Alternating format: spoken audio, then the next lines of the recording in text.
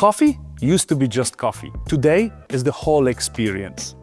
Right temperature, silky shiny foam, Instagram-worthy cups. Even in the rush. I travel a lot to the different part of the world.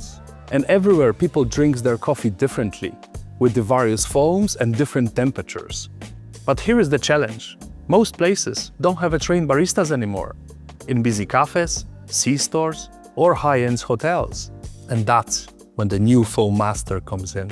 The quality of the foam always spot on. You can adjust the perfect temperature and depth of foam to match the customer needs. Come over here.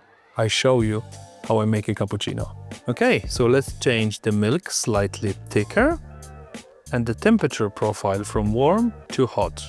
Save it and try.